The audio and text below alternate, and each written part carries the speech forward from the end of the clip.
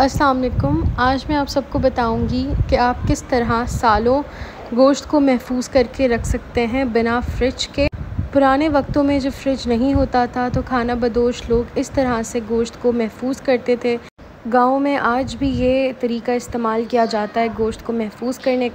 ये गोश्त कभी भी ख़राब नहीं होगा अगर आप इसको इस तरह बनाएंगे। तो मैंने यहाँ पर ले लिया है गोश्त। इस तरह से मैंने गोश्त के पीसेस कर लिए हैं। इतनी ही थिकनेस में होने चाहिए आपके भी।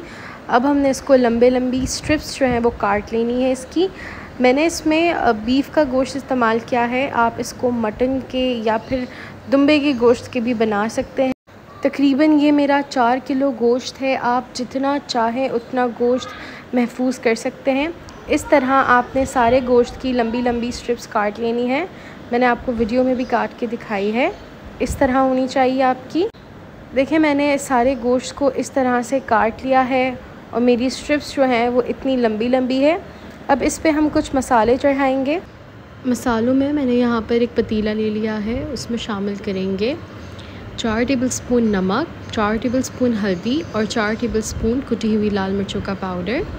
आप मसाले अपने टेस्ट के हिसाब से कम या ज़्यादा भी कर सकते हैं, लेकिन ये रेशो परफेक्ट है। साथ ही इसमें जाएगा 2 टेबलस्पून ऑयल और 2 टेबलस्पून अदरक लहसुन का पेस्ट। अब जो गोश्त है इसमें ऐड करके इसे मिक्स कर लेंगे अच्छी तरह से, ताकि मसाला बहुत अच्छे से कोट हो जाए। और हमने इस गोश्त को मैरिनेट करके रख देना है मिनिमम 6 घंटों के लिए। आप 6 घंटों से ज़्यादा भी रख सकते हैं, लेकिन जितना अच्छा मैरिनेशन होगी उतना अच्छा टेस्ट आएगा। देखें 6 घंटे हो चुके हैं। मसाला बहुत अच्छे से हमारे गोश्त पे कोट हो चुका है। अब हमने इसे सुखाना है। आप इसे किसी भी चीज़ के ऊपर सुखा सकते हैं। मैंने इस तरह छत पे रस्सियाँ बांध के इसके ऊपर इन स्ट्रिप्स को लगा दिया था और इसे मैंने 2 दिन के लिए छोड़ दिया था। 2 दिन के बाद ये बहुत कड़क हो गई थी, अच्छे से सूख गई थी। आप जो है वो किसी प्लेट पे भी रख के इसको सुखा सकते हैं या किसी और तरीके से भी आप इसको सुखा सकते हैं। लेकिन 2 दिन के बाद जब हमारा गोश्त इस तरह से हो जाएगा फिर हमने इसे उतार लेना है। आप इस रेसिपी को एक बार ज़रूर ट्राई कीजिएगा। देखें हमने सारी अपनी गोश्त को उतार लिया है। अब इसे पकाने का तरीका ये है कि आप इसको छोटे छोटे पीसेस में कट करके गर्म पानी से वॉश कर लें, ताकि इसके ऊपर जो एक्सेस सॉल्ट है वो उतर जाएगा। इस पानी को आपने फेंक देना है।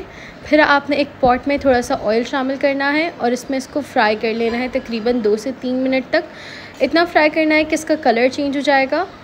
तकरीबन 2 से 3 मिनट लगेंगे आपको। आप इसके इस तरीके के अलावा इसका सालन भी बना सकते हैं। आप इसकी कढ़ाई भी बना सकते हैं। देखें ये तैयार हो गया है। इस तरीके से इसे खाया जाता है। तो आप इस रेसिपी को एक बार ज़रूर ट्राई कीजिएगा। ये इतनी मज़े की बनती है, इतनी मज़े की बनती है, आप इसको नाश्ते में भी खा सकते हैं। तो इस रेसिपी को ज़रूर ट्राई कीजिएगा। अगर मेरी वीडियो पसंद आती है तो मेरी इस वीडियो को लाइक कीजिएगा, चैनल को सब्सक्राइब कीजिएगा। नेक्स्ट वीडियो में मिलूँगी। अपना ख्याल रखिएगा। अल्लाह हाफ़िज़।